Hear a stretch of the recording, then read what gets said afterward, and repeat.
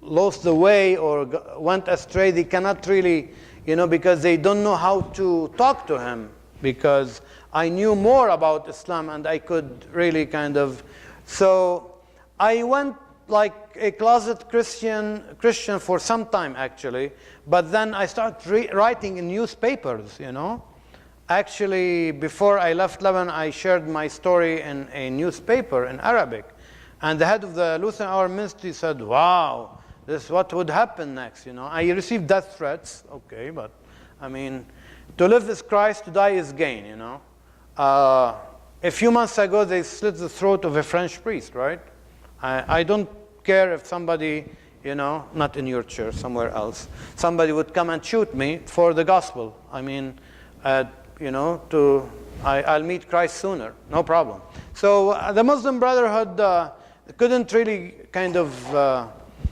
tackle me, if I can say later. And even I went further, especially because I joined the Wahhabi movement. Before I quit, the Wahhabis are the most prejudiced or most fanatic Muslims, They are more fanatic than the Muslim Brotherhood. So I joined the Wahhabi movement, and then because I didn't want to leave any stone unturned, Yeah. So any other question? That's very good. Yeah. Clear? No? Yeah. Okay. Yeah. All right.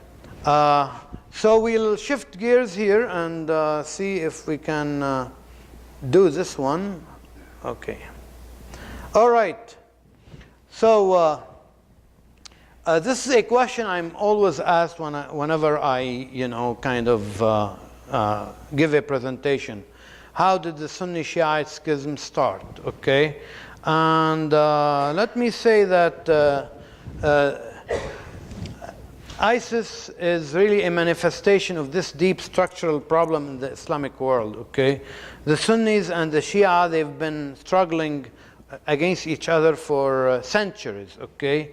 And even when Islam was a global empire, there were Shia principalities and there were problems and tensions. But when Islam started, there was no Shia nor Sunni.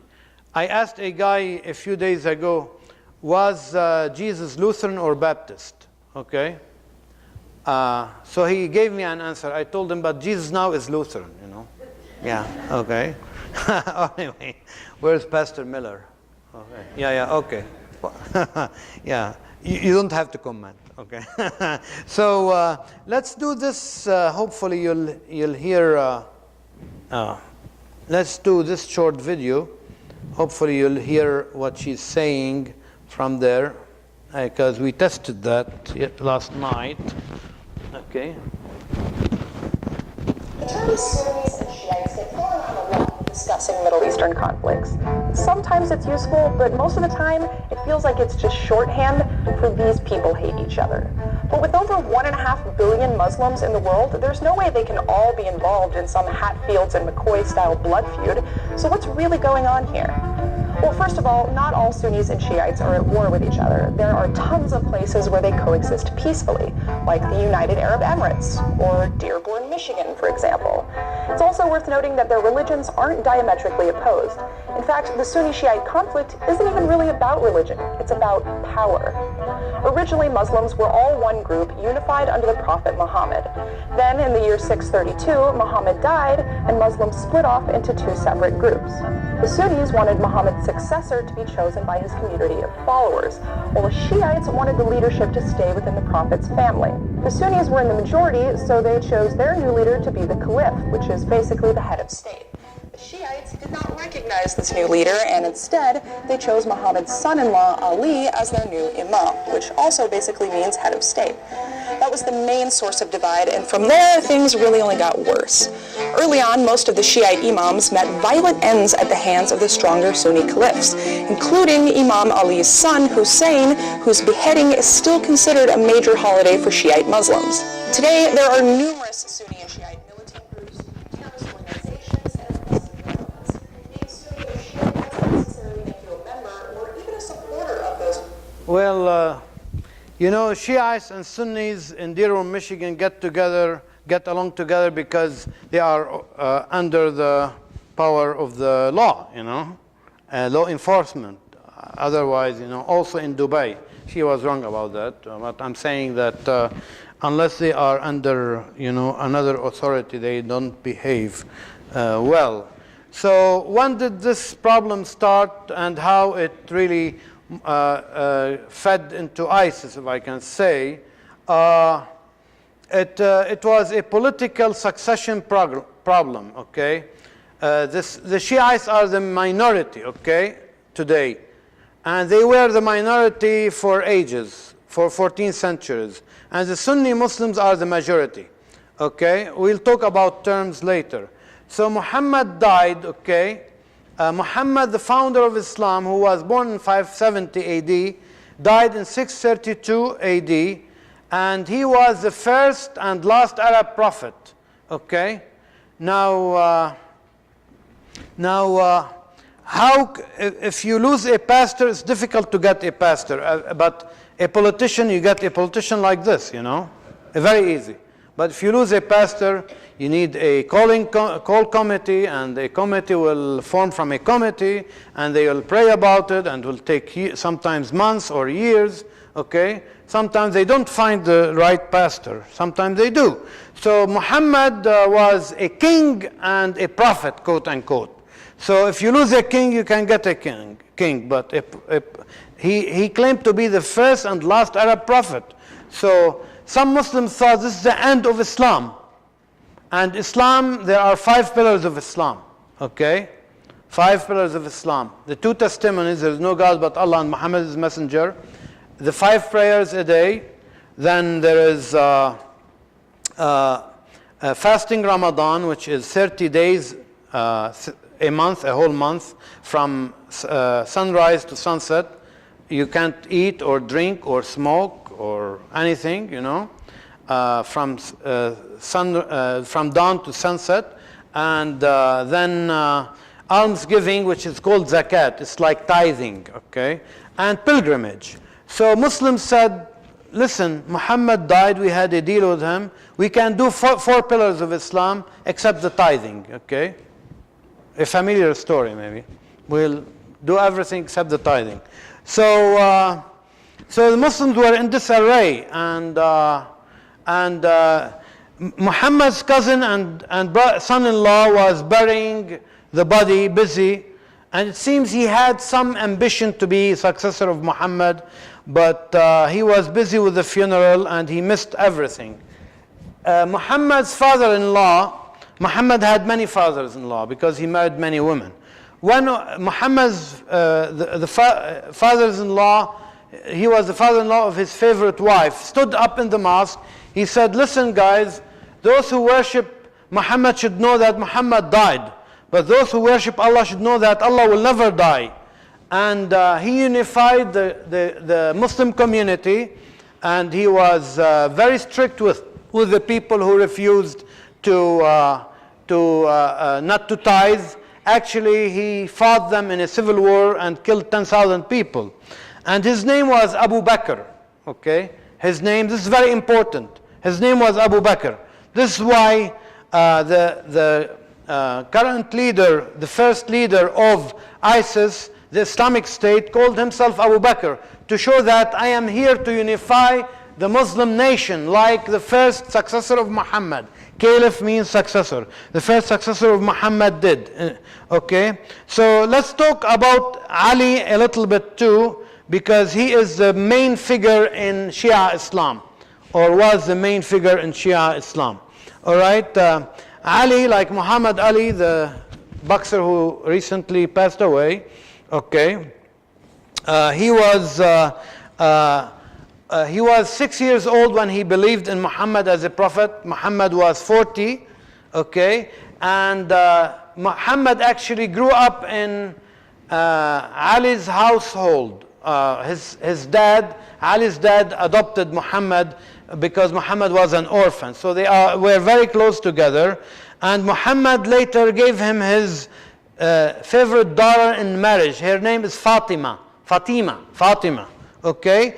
And Fatima and Ali, Muhammad said, all Muslims can marry 2, 3 wives, 4 wives, except Ali.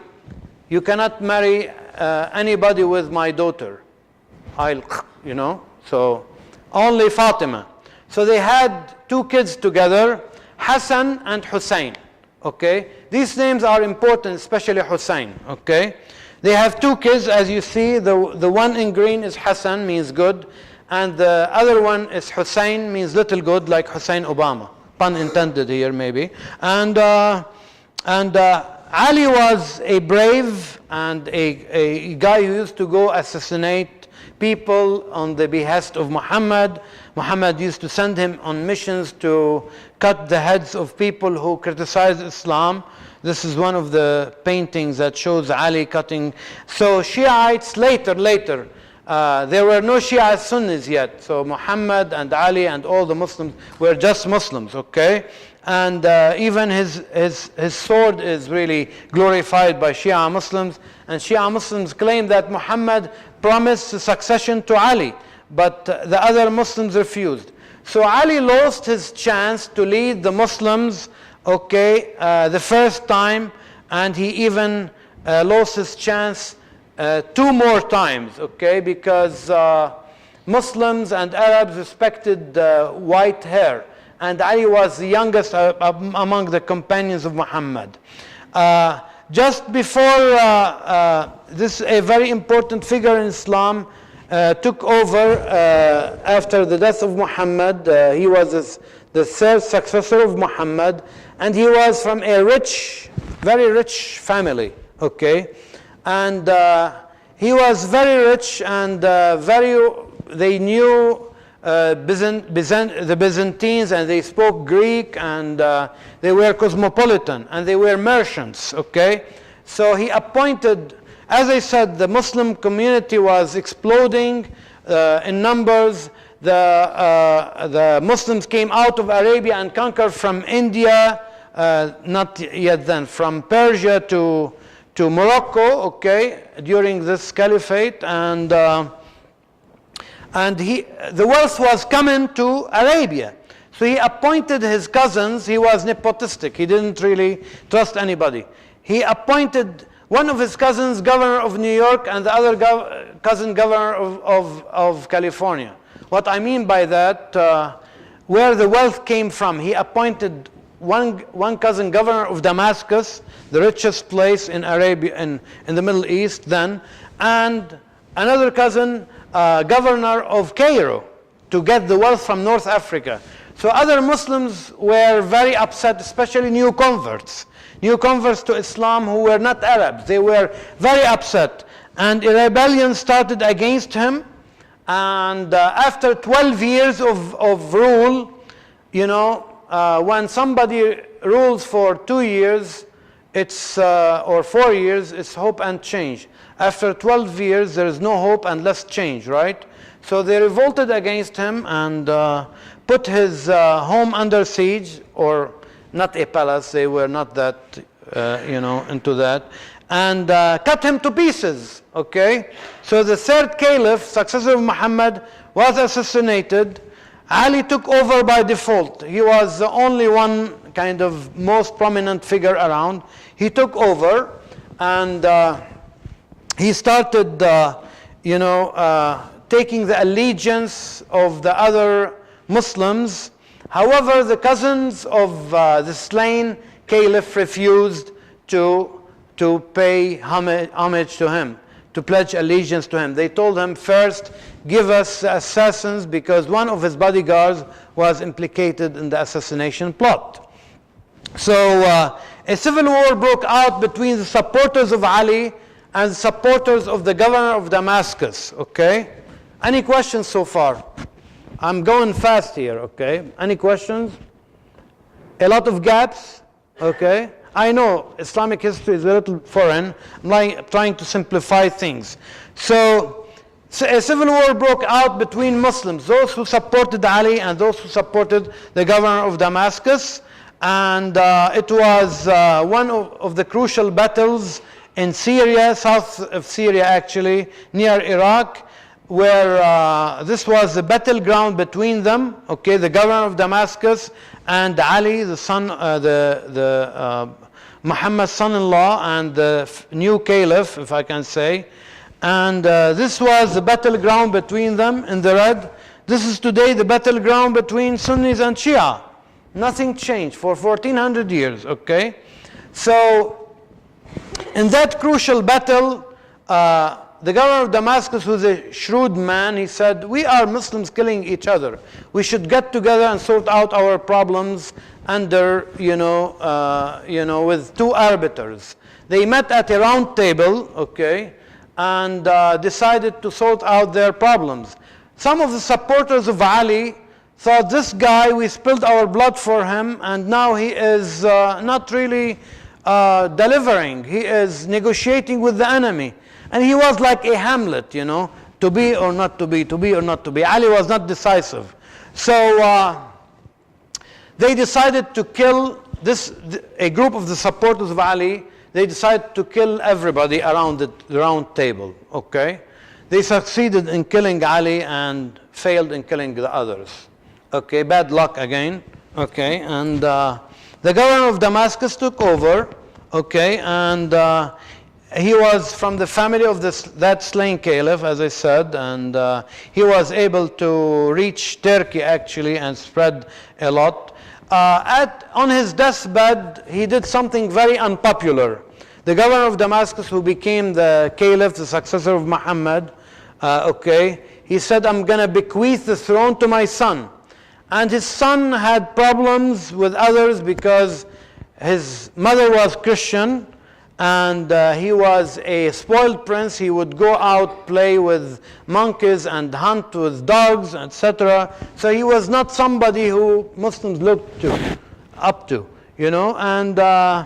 and so Hussein, the son of Ali, the youngest son of Ali, decided to rebel against the decision to bequeath the throne to the son of the governor of Damascus, and he decided, after he received a call from the people in Iraq that they'll support him to come to Iraq, he traveled from Mecca to Iraq to wage war against the caliph, the new caliph in Damascus.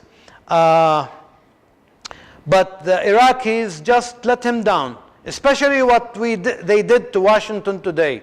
The Iraqis promised Washington that the Iraqi people will receive them with, laurels, okay?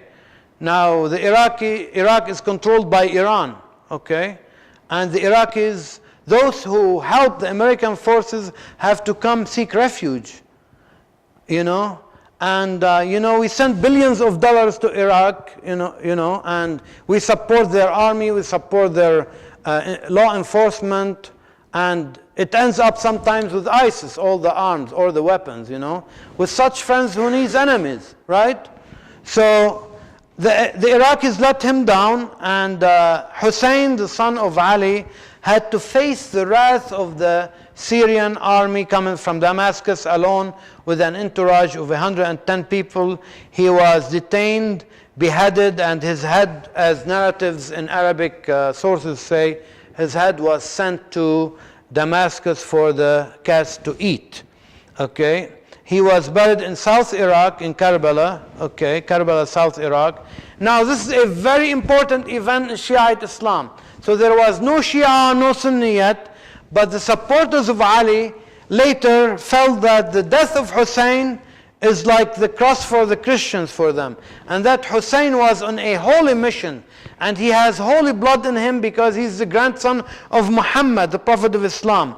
And he died trying to rectify history, trying to fight the evil, okay? And every year, the Shiites, who are a minority in Islam, in Iraq, in South Lebanon, in Toledo, Ohio, in Dearborn, Michigan, Shiites celebrate the death of Hussein with processions commemorating his death. They ignite the hate again between the Shiites and the Sunnis, and this is what they do. They cut their had small cuts and beat their heads and spill blood to show, not in Toledo and Dearborn, in other places of the world, to show their grief and mourning the death of their imam.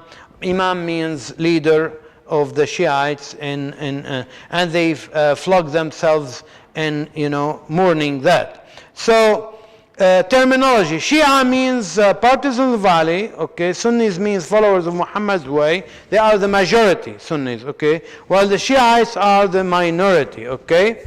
So the Ottomans were Sunni Muslims, and most of history the Sunnis ruled while the Shiites protested, okay. So we said that Hussein died, okay, he was beheaded, but was that the end of the story? Remember, who remembers a movie called Jesus of Nazareth, okay, in the 70s, when the rabbi came into the Jesus' tomb and he found the tomb empty and the shrouds and the head, gear near the shroud, and he said, now it begins. And for Shiites, now it begins. The death of Hussein launched a mythology around Hussein, and a mythology around Ali, a mythology around Muhammad, and saying that unless you descend from Muhammad, the Prophet of Islam, and Ali, you cannot lead the nation. Nobody is qualified to lead the Muslim nation unless he is descended from Ali. So that took place like 70 years after the death of Muhammad, okay? Any questions before I go further? Any question? Yes? How did ISIS ever get into it? Well, I'll come to it. I'm coming to how they are Sunni Muslims, okay? ISIS. I'm coming to it because so unless you are from Muhammad's bloodline, you cannot lead the nation. And they settled on 12 leaders, okay? And now this is very important that I'm sorry that this is it's a little bit far. All those Shiite leaders have death dates, except the last leader who was born 868 AD, and there is no death date for him. Shiites believe that he disappeared and is coming back as the Shiite Messiah, and he'll lead the Shiites to victory over the Sunnis and over the Christians and over the Jews. And that this messianic figure, the Shiite Messiah, is called the Mahdi. And Shiites really believe in this. The former president of Iran, okay, used to pray in his name and in the UN and say, Allah hasten the coming of the Mahdi, the Shiite Messiah. So they have really 12 imams, and they portray them. Sunni Muslims don't portray anybody, okay? That's not, it's prohibited. Why Shia Muslims do. And they portray the Shiite Messiah with, with a halo, because he is more than a prophet. They call him the owner of time. He is almost, some Shiites are very kind of extremists. They believe he is an incarnation of God, So 12 imams, where did they get that idea? 12 imams, 12 disciples, right? There's nothing new. They are cutting and pasting. They are just borrowing, plagiarism. So when the Messiah, the Shiite Messiah come, the lion will lie with the camel, okay? Like the lion will lie with the lamb, Isaiah 11:6, okay? So, as I said, the Sunnis ruled. They are the majority. I'll go quick here. And the last Sunni emperor or Sunni caliph was the Ottoman emperor or sultan who was deposed, and the caliphate abolished, and modern Turkey came out. And those are the Sunnis today, okay? 85% of Muslims are Sunnis. You have the Islamic State or ISIS, Egypt, North Africa, and Saudi Arabia, and the Gulf states, Turkey, Jordan, Hamas, Palestine, etc., and Southeast Asia. So the majority of the Muslims, 85%, are Sunnis, while the minority are Shiites. The Kurds are also Sunnis, and the Shiites are Iran, Iraq, the Syrian regime, Hezbollah in Lebanon, which is South Lebanon usually, and the Yemeni rebels. Okay, some of those faces you know.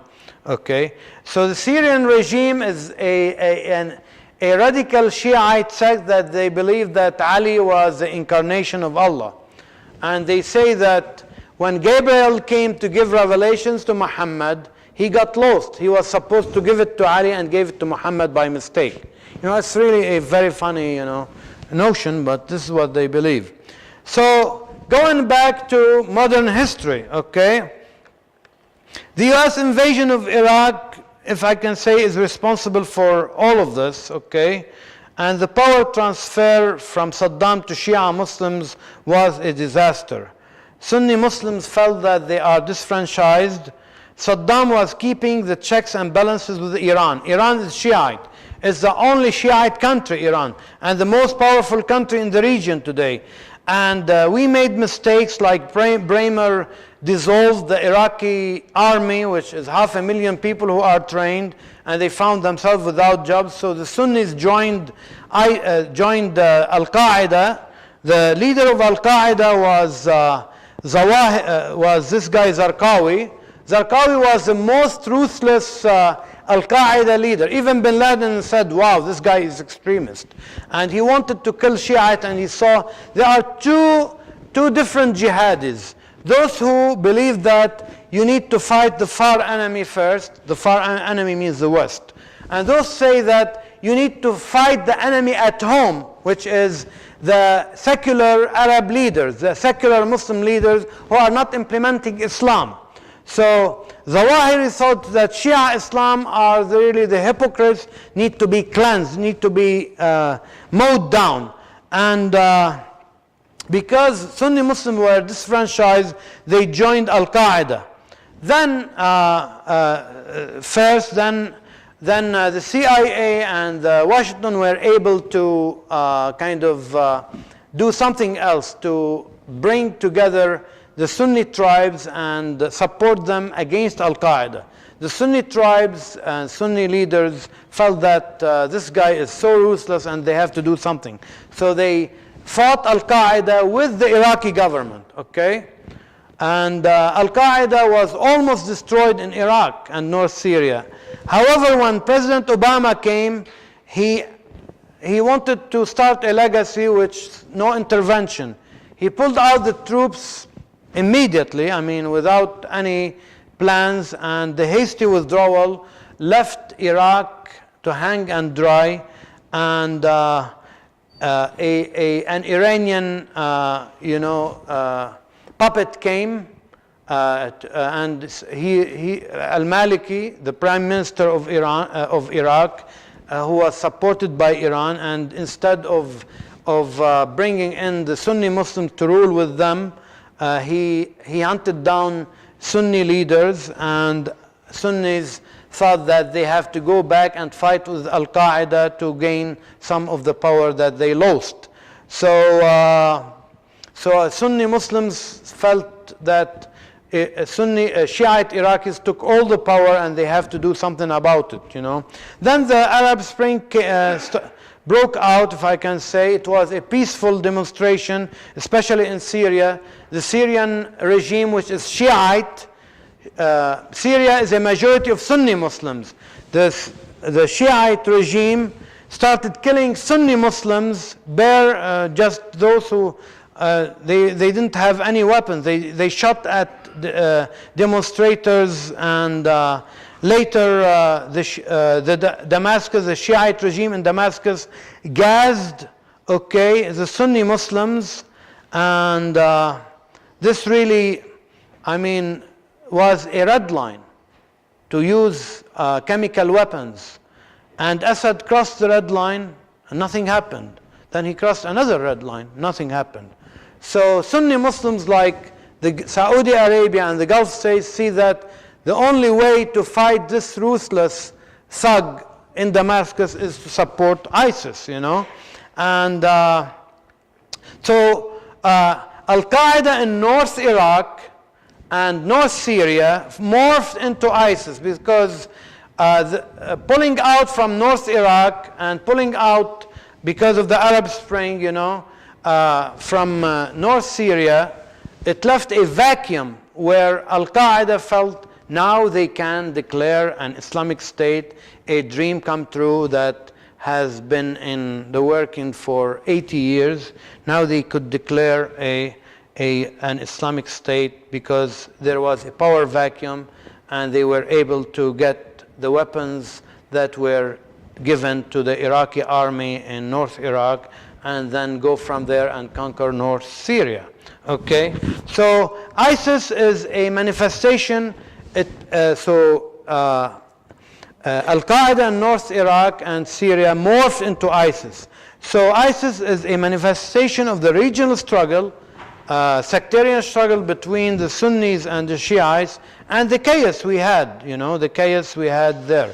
Because with no intervention in the Middle East, it created chaos and everybody against everybody else, okay? And the regional struggle is today between Iran and Saudi Arabia. Both are very rich states, as you know, and they are Iran is Shiite and Saudi Arabia is Sunni, and they are fighting together over the leadership of the Muslim world, okay?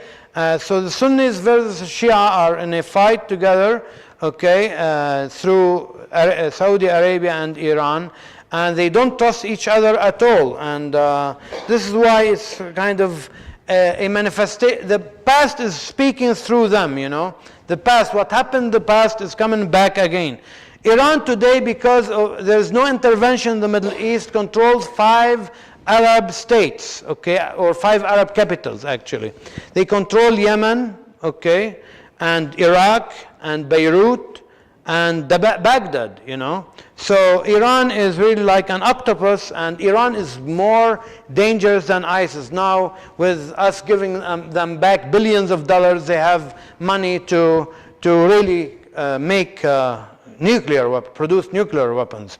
So Iran is really more dangerous. Assad is an ally of Iran. They are both Shiites. This is why ISIS was the only answer for, to fight Assad and rectify the state of the Sunnis in Syria, where in Syria the Sunnis are the majority and they are being run over by the Damascus regime. I want to go into eschatology, and this is the end of the presentation, okay? This is the flag of ISIS, okay? It says there's no God but Allah and Muhammad is messenger, okay? And Muhammad said the black flags, Muhammad had 200 statements, okay? And he said at the end of time the black flags will come from the east. So ISIS believe that they are a sign of the end of times, and that their black flags are really a sign that it's the end of time. And this is really the same flag but different writing. This is how it goes in English, okay? And they believe that they'll be able to re-establish the lost glory from India to Morocco again. And there is something very important here. The ISIS, while Shiites believe that there's a Shiite Messiah that will come, ISIS and Sunni Muslims believe that somebody else will come as a Sunni Messiah. Sunni Muslim Messiah is Jesus Christ. Muslims believe that Jesus Christ was not crucified. He was lifted to heaven. He is in the second heaven. He's going to come back, okay, at the end of times and lead the Muslims to victory. And he'll first kill the Antichrist, okay, and